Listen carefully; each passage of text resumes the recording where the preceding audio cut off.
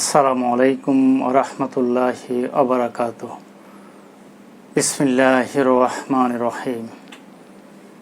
Narayanganj high school and কলেজের অষ্টম শ্রেণীর সুপ্রিয় শিক্ষার্থীবৃন্দ, আশা করছি তোমরা সুস্থ থেকে লেখাপড়ায় মনোযোগী রয়েছ এবং আসন্ন পরীক্ষার প্রস্তুতি গ্রহণ করছ।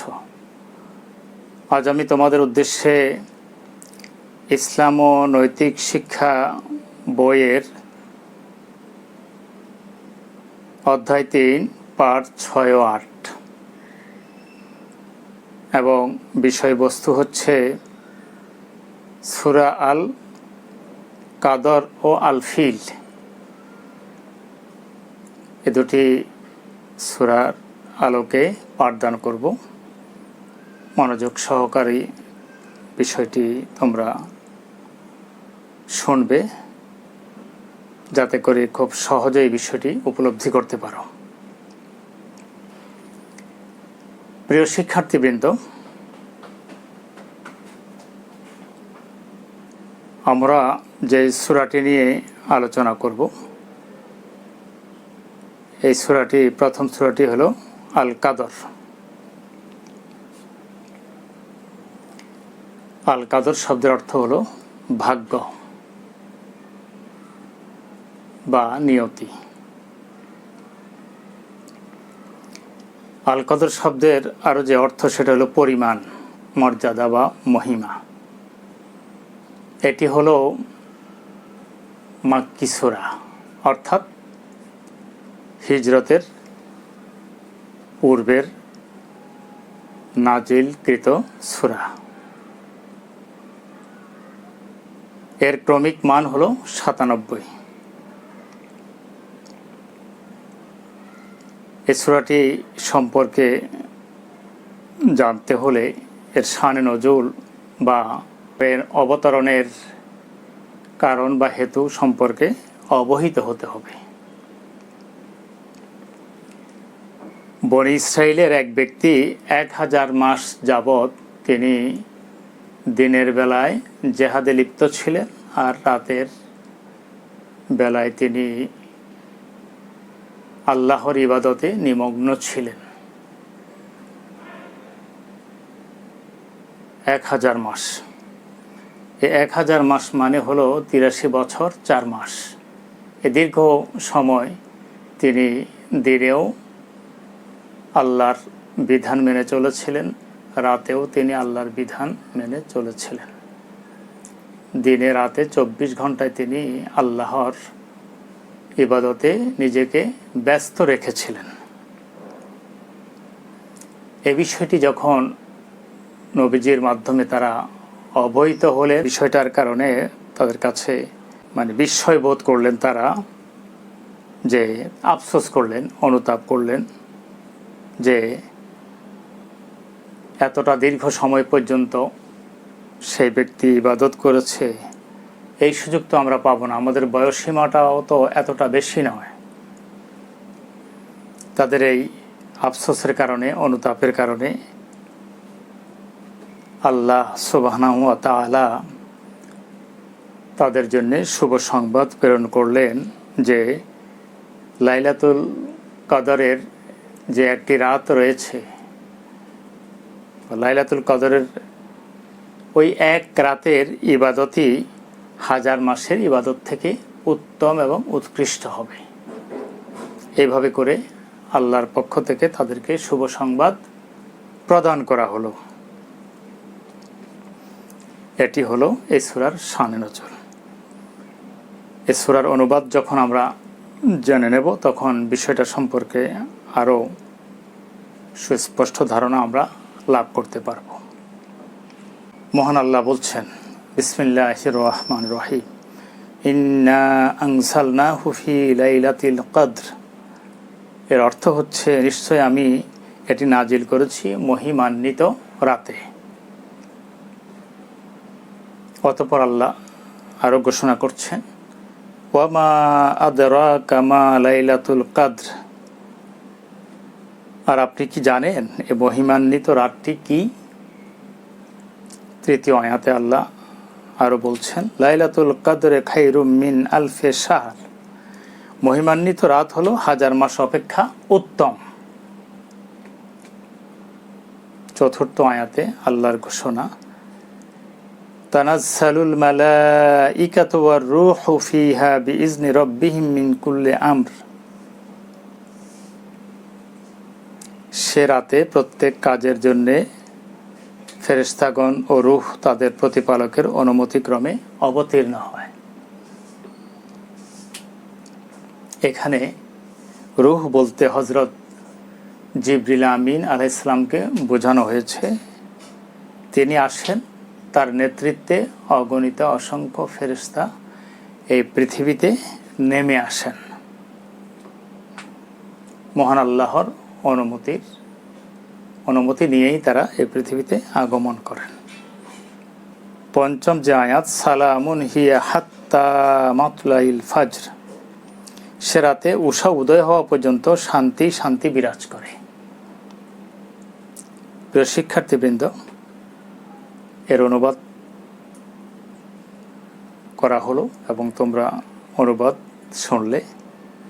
এই অনুবাদের মধ্যে অনেক তথ্য এবং উপাত্ত রয়েছে, এগুলি ভালো করে বুঝতে হবে যে আমি এটি নাজিল করেছি মহিমান্বিত রাতে, অর্থাৎ আল্লাহ বোঝাতে চাচ্ছেন যে কদরের রাতে মহাগ্রন্থ আল কোরআন নাজিল হয়েছে, অবতারিত হয়েছে, প্রিয় নবীজির কাছে এসেছে। আল্লাহ প্রশ্ন করছেন যে, আর আপনি কি জানেন এই মহিমান্বিত রাতটি কি? এটি কি ধরনের রাত? রাতের ব্যাপারে আল্লাহ প্রশ্ন করে আবার তিনি এর ব্যাখ্যা দিয়ে দিচ্ছেন। লাইলাতুল কদরে খায়রুম মিন আলফি শাহর, মানে এই যে রজনীটি, এই যে রাতটি, এর যে মর্যাদা, এর সম্মান কতটুকুন, সেটি হলো এটি হাজার মাস অপেক্ষা উত্তম। অর্থাৎ এই এক রাতে যে ইবাদত করা হবে, যে উপাসনা করা হবে, আল্লাহর বিধিবিধানের জন্যে মানুষ যে পুরো রাতটি অতিবাহিত করবে তার সন্তুষ্টি অর্জনের জন্যে, তাসবিহ তাহলিল মানুষ পাঠ করবে, কোরআন তেলাওয়াত করবে, নামাজ পড়বে, নফল নামাজ পড়বে, এইভাবে করে তারা যে এ রাতে ইবাদতে নিমগ্ন থাকবে, এই এক রাতের মর্যাদা বা সম্মান হাজার মাস থেকেও উত্তম এবং উৎকৃষ্ট। তাহলে এই রাতের কতটা মর্যাদা এটা প্রমাণিত হলো। এবং সে রাতে এই পৃথিবীতে মহান আল্লাহর পক্ষ থেকে আকাশসমূহ থেকে ফেরেশতারা চলে আসেন হযরত জিবরিল আমিনের নেতৃত্বে, এবং তারা মহান আল্লাহ পাকের অনুমতি নিয়ে তার নির্দেশক্রমে তারা আসেন, এবং তারা আসলে মানুষের জন্যে শান্তি কামনা করেন। শান্তির কথা মানুষকে তারা তুলে ধরেন, শুনিয়ে দেন। সে রাতে উষা উদয় হওয়া পর্যন্ত শান্তি শান্তি বিরাজ করে। ওই পুরো রাত্রিটি হলো শান্তিময়, শান্তিপূর্ণ রাত। সেখানে শুধু সুখ, শান্তি, স্বস্তি, আরাম এবং আয়েশ অনুভূত হবে। যারা প্রকৃত মুমিন, যারা মুসলিম, তাদের মনের মধ্যে, তাদের চিন্তার মধ্যে, তাদের চেতনার মধ্যে সুখ, শান্তি, আরাম, আয়েশ এগুলো তারা অনুভব করবে, উপলব্ধি করবে, অনুধাবন করবে। প্রিয় শিক্ষার্থীবৃন্দ, এই যে সূরাটি আমরা তেলাওয়াত করলাম, এর অনুবাদ তুলে ধরলাম, এবং এই সূরার শানে নজুল যে পেশ করলাম, এই সব কিছুর উপরে আমরা চিন্তা করেই চারটি প্রশ্ন উপস্থাপন করছি। তোমরা বোর্ডে সেই প্রশ্নগুলো দেখতে পাচ্ছ। প্রথম যে প্রশ্নটি, সেটি হলো লাইলাতুল কদর অর্থ কী? জ্ঞানমূলক প্রশ্ন। লাইলাতুল কদর অর্থ হলো ভাগ্য রজনী বা মর্যাদা বা মহিমান্বিত রজনী, মর্যাদাবান রজনী। দ্বিতীয় যে প্রশ্নটি সেটি হলো লাইলাতুল কদর 1000 মাস অপেক্ষা উত্তম কেন? এ রাতটি কেন 1000 মাস অপেক্ষা উত্তম? মহান আল্লাহ তাআলা এর মধ্যে সেই পরিমাণ উপকরণ উপাদান রেখেছেন, কারণ এই কদর রাতে মহান আল্লাহ মহাগ্রন্থ আল কোরআন নাজিল করেছেন। আর কোরআনই হলো মানব জাতির পথের নির্দেশনা প্রদানকারী। এর মাধ্যমে মানুষ জীবনটাকে সুন্দর করে সুশৃঙ্খলভাবে নিয়মতান্ত্রিক পন্থায় পরিচালনা করবে এবং আল্লাহর সন্তুষ্টি অর্জন করে দুনিয়ায় শান্তি লাভ করবে এবং পরকালে মুক্তি পাবে। যেহেতু এটি সেই রজনী, কোরআন নাজিলের রজনী, এই জন্যেই এটিকে মহান আল্লাহ এই সম্মান দিয়েছেন, যাতে করে সাহাবীদের যে অনুতাপ, তাদের যে অনুশোচনা, তাদের যেই মনের মধ্যে এক ধরনের ব্যথা বেদনা, যে এমন একটি সুবর্ণ সুযোগ যদি আমরা পেতাম, কিন্তু কি করে সম্ভব 83 বছর 4 মাস পর্যন্ত ধারাবাহিকভাবে ইবাদত করে যাওয়া, তাদের সেই অনুশোচনা বা তাদের সেই অনুতাপের কারণেই মহান আল্লাহ শেষ নবীর উম্মতের জন্যে এ কোরআন নাজিল করেছেন এবং এখানে সে মর্যাদা দিয়েছেন। এই মর্যাদা মহান আল্লাহ দিয়েছেন যাতে করে এর মাধ্যমে মুহাম্মদ সাল্লাল্লাহু আলাইহি ওয়াসাল্লামের উম্মত উপকৃত হয় এবং অগণিত অসংখ্য সওয়াব তারা অর্জন করতে পারে এবং সারা রাত তারা মহান আল্লাহ পাকের ইবাদতে নিজেকে নিমগ্ন রাখতে পারে, ব্যস্ত রাখতে পারে, আল্লাহর কাছে কান্নাকাটি করতে পারে, মহান আল্লাহর কাছে তাওবা করতে পারে, ইস্তেগফার করতে পারে। এ কারণে তাওবা ইস্তেগফার সহ বিভিন্ন রকমের ইবাদতে নিমগ্ন থাকার একটা সুযোগ এখানে। আর যেহেতু এটি কোরআন নাজিলের মাস, এ কারণেই এই রাতকে মহান আল্লাহ পাক, যেহেতু এই রাতে নাজিল হয়েছে কোরআন, এই জন্যে একে মহান আল্লাহ 1000 মাস থেকে বেশি মর্যাদা প্রদান করেছেন। যেহেতু এটি সম্মানীয় মাস, এ কারণে প্রধান ফেরেশতা 4 জন, এদের মধ্যে প্রথম সারির 4 জনের মধ্যে হযরত জিবরিল আমিন আলাইহিস সালামের নেতৃত্বে অগণিত অসংখ্য ফেরেশতারাও এই রজনীতে পৃথিবীতে আগমন করেন এবং বান্দার জন্যে দোয়া করেন, বান্দার জন্যে শান্তি সালাম কামনা করেন। প্রিয় শিক্ষার্থীবৃন্দ, তৃতীয় যে প্রশ্নটি প্রয়োগমূলক, লাইলাতুল কদরের শিক্ষা বর্ণনা করো। লাইলাতুল কদর বা কদরের যে রজনী বা রাত, এ রাতের শিক্ষা কি হতে পারে? এ রাত থেকে আমরা কয়েকটি শিক্ষা গ্রহণ করতে পারি। প্রথম যে শিক্ষাটি, এটি হলো মহিমান্বিত রাত। এই মহিমান্বিত রাতে আমাদের দায়িত্ব হবে দোয়া করা, মনে প্রাণে দোয়া করা, মহান আল্লাহর কাছে ধর্ণা দেয়া। দ্বিতীয় যে শিক্ষাটি, সেটি হলো কোরআন নাজিলের রাত। যেহেতু এটি কোরআন নাজিল হয়েছে এই রাতে, সেহেতু বেশি বেশি করে কোরআন তেলাওয়াত করা, কোরআনের অর্থ, এর ব্যাখ্যা, এর বিশ্লেষণ, এর পটভূমিকা সম্পর্কে জানা এবং সেই মোতাবেক জীবন পরিচালনার সিদ্ধান্ত গ্রহণ করা। এই হলো দ্বিতীয় শিক্ষা। তৃতীয় যে শিক্ষাটি, এ রাতের ইবাদত হাজার মাস হতে উত্তম। যেহেতু এই মাসের ইবাদত হাজার মাস থেকে উত্তম, সেহেতু এই রাতে যেহেতু ইবাদতের মর্যাদা বেশি, এই জন্যে মনে প্রাণে একাত্ম হয়ে গভীর মনোযোগ সহকারে আন্তরিকভাবে ইবাদতে নিমগ্ন হতে হবে। চতুর্থত, ইবাদতে নিমগ্ন হওয়া এবং সেই ইবাদতটা পুরো রাত করে যেতে হবে। সারা রাত জাগ্রত থেকে মহান আল্লাহ পাকের হুজুরে ধর্ণা দিতে হবে, তার কাছে মনের যাবতীয় আবেদন নিবেদন তুলে ধরতে হবে এবং যে শিক্ষা সেটা হলো তাওবা ইস্তিগফার করা।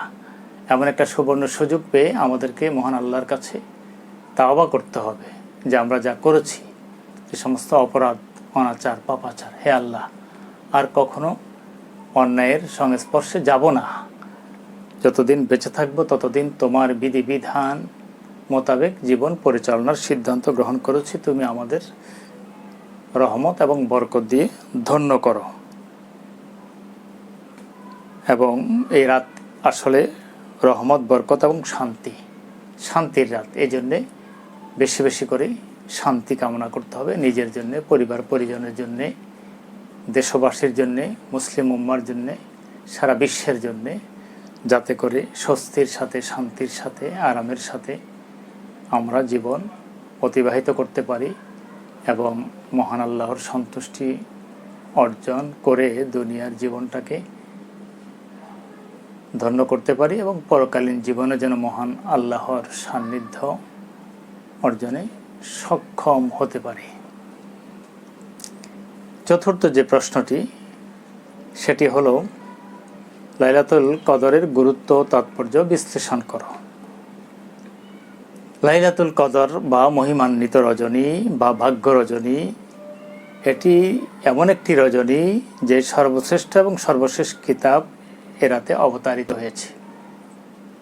এজন্য এ রাতটি অতীব গুরুত্বপূর্ণ এবং তাৎপর্যবহ। দ্বিতীয়ত, হাজার মাস অপেক্ষা উৎকৃষ্ট একটি রজনী। এই রজনীতে ইবাদত করলে হাজার মাসের থেকেও বেশি সওয়াব, সুযোগ সুবিধে মহান আল্লাহর পক্ষ থেকে দেয়ার ব্যাপারে নিশ্চয়তা দেয়া হয়েছে। এই অর্থেও এটি গুরুত্ববহ একটি রজনী। তৃতীয়ত, কম সময় বেশি সওয়াব অর্জন। সময়টা খুবই কম, মাত্র একটি রাত, অথচ মহান আল্লাহ এখানে অগণিত, অসংখ্য, পর্যাপ্ত, ব্যাপক পরিমাণ সওয়াব দিয়ে তার বান্দাকে ধন্য করবেন। চতুর্থত, অসংখ্য ফেরেশতার উপস্থিতি। রহমতের ফেরেশতারা অগণিত, অসংখ্য এই ধরাধামে আসেন এবং তারা বান্দার জন্য সুখ শান্তি কামনা করেন, মহান আল্লাহর কাছে দোয়া করেন। এই জন্যে এটি গুরুত্বপূর্ণ এবং তাৎপর্যবহ রজনী। এরপর পঞ্চম যেটি, সেটা ভাগ্য রজনী। মানুষের ভাগ্যের বিষয়টি সেদিন চূড়ান্ত করা হয়।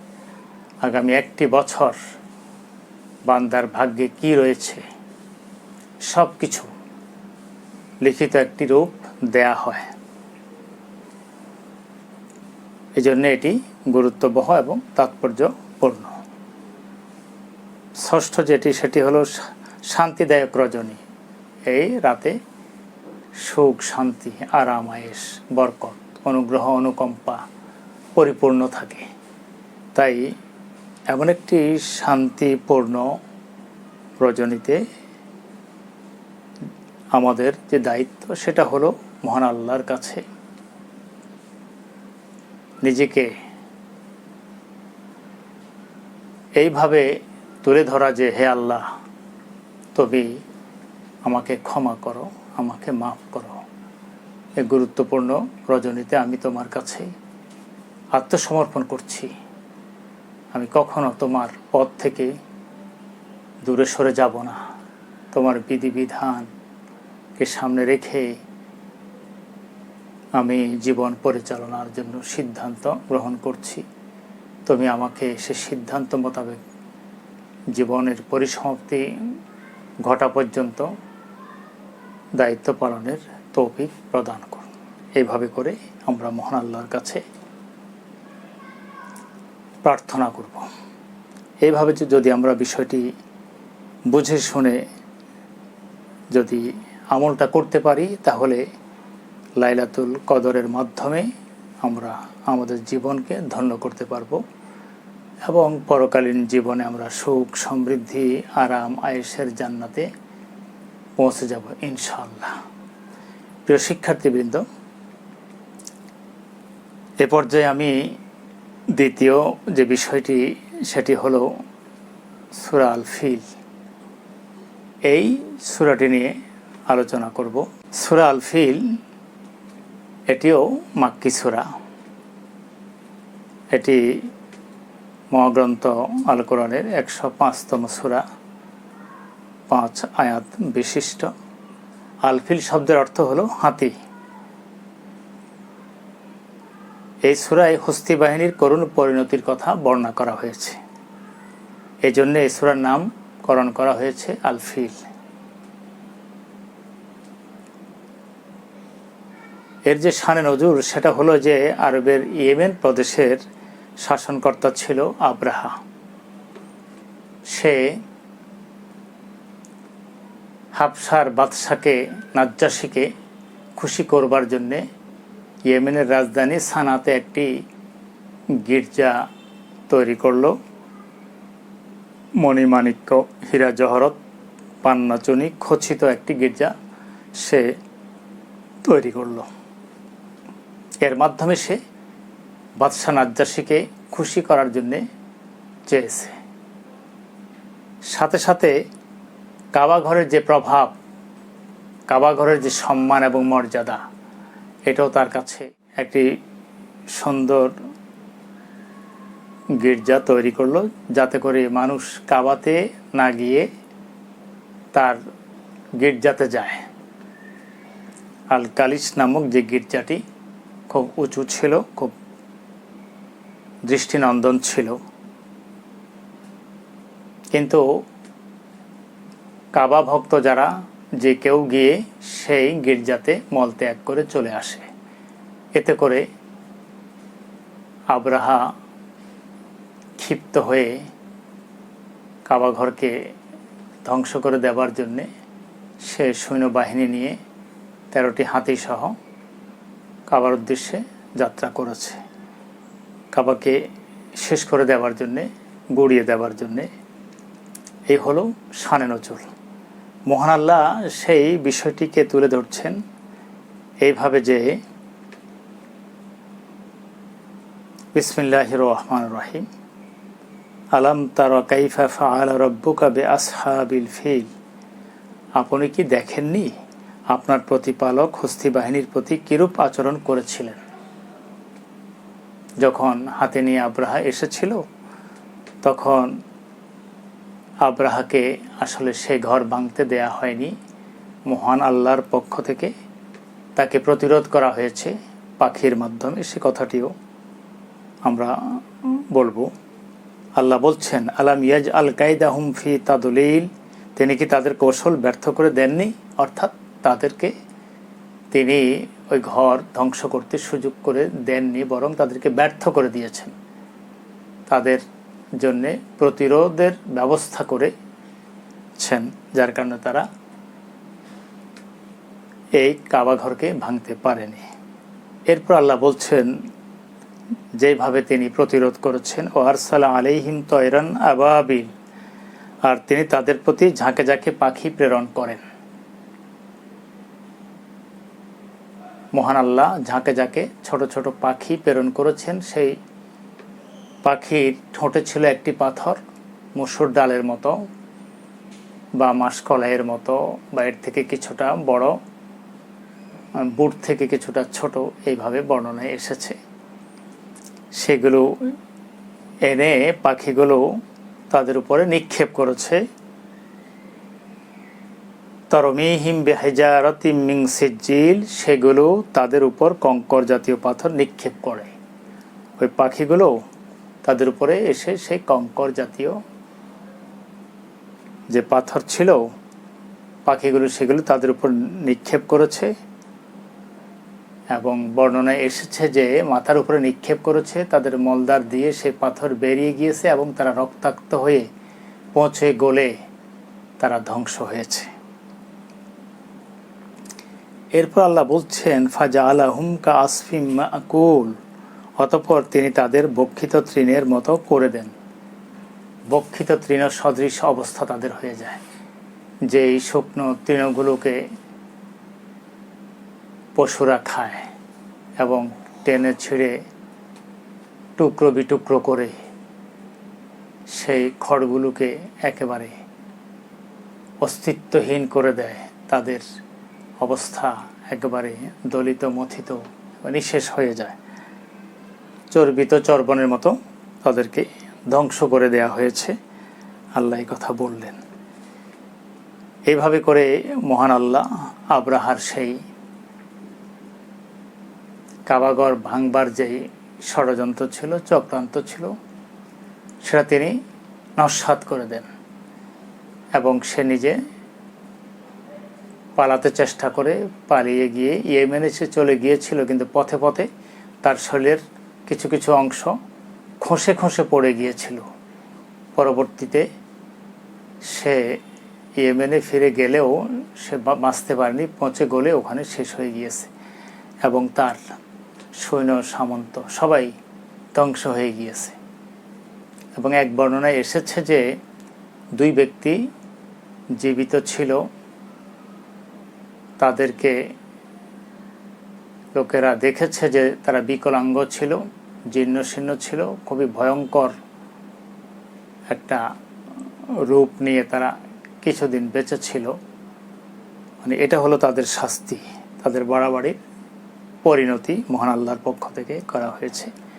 আর এই ঘটনাটি ঘটেছে 570 খ্রিস্টাব্দে, নবীজির জন্মের 50 দিন পূর্বে। এই ঘটনার 50 দিন পর প্রিয় নবী হযরত মুহাম্মদ সাল্লাল্লাহু আলাইহি সাল্লাম এই পৃথিবীতে আগমন করেন। প্রিয় শিক্ষার্থীবৃন্দ, সূরাতুল ফিলের আলোকে যেই বিষয়গুলো আমি তোমাদের সামনে তুলে ধরেছি, এর আলোকে 4টি প্রশ্ন আমি পেশ করছি। তোমরা স্ক্রিনে সেই প্রশ্নগুলো দেখতে পাচ্ছ। প্রথম যে প্রশ্নটি, আল ফিল শব্দের অর্থ কী?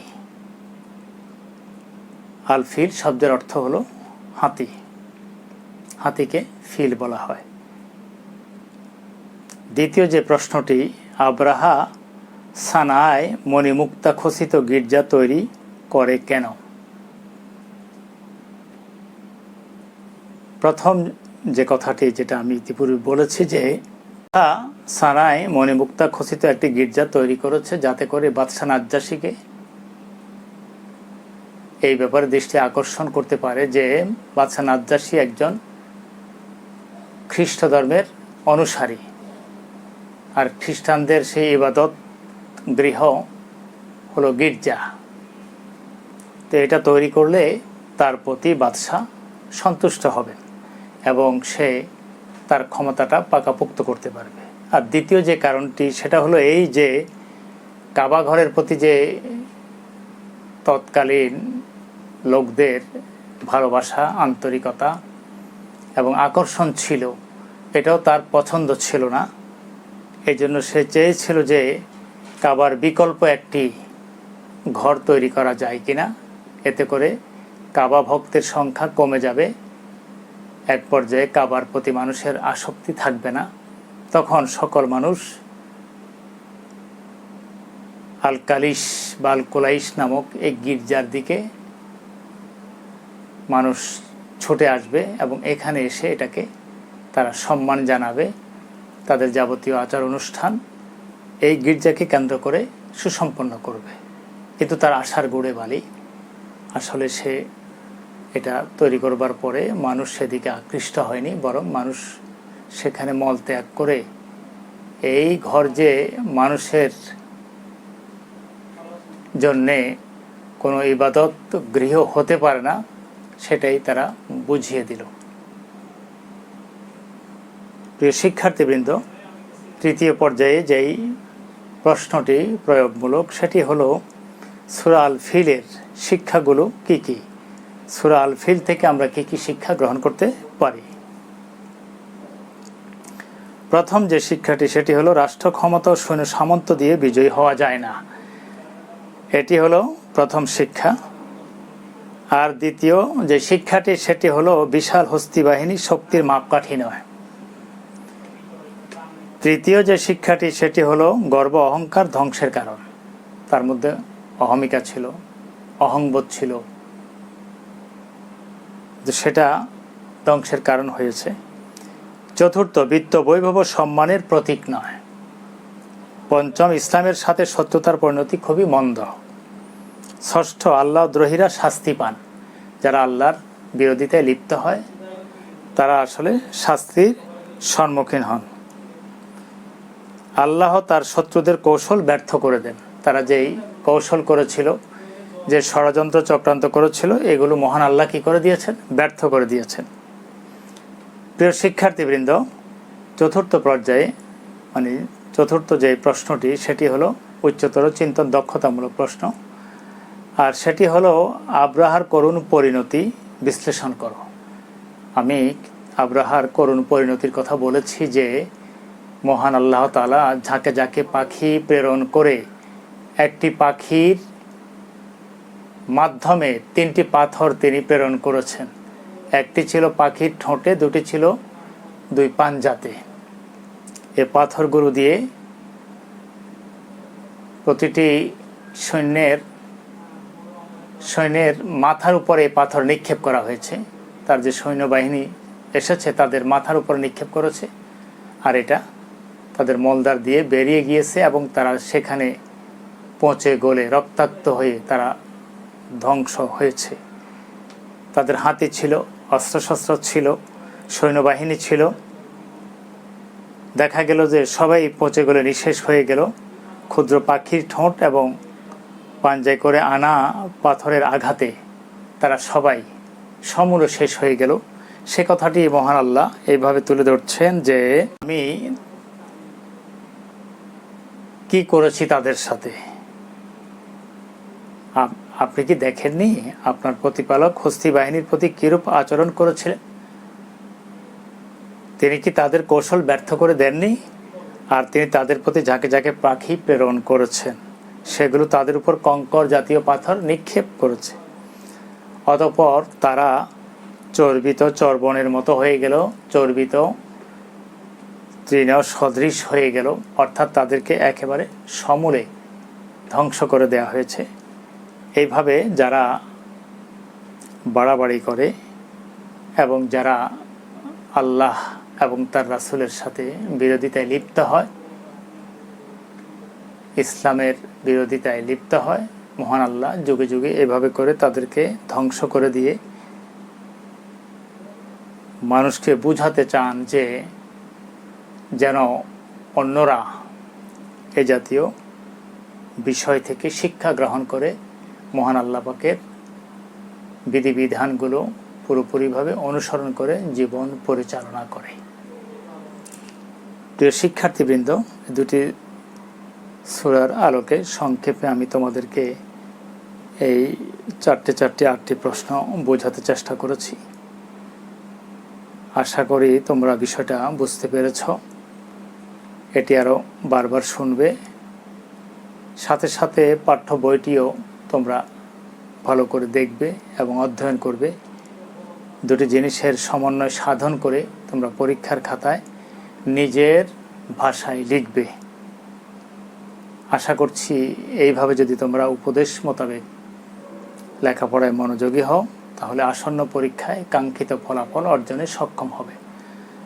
আল্লাহ তোমাদেরকে সুস্থ রাখুন, সুন্দর রাখুন। তোমাদের আসন্ন পরীক্ষায় ভালো ফলাফল করবার সুযোগ করে দিন। আল্লাহর কাছে তোমাদের সুস্বাস্থ্য কামনা করে আমার সংক্ষিপ্ত আলোচনা এখানেই শেষ করছি। আল্লাহ হাফিজ।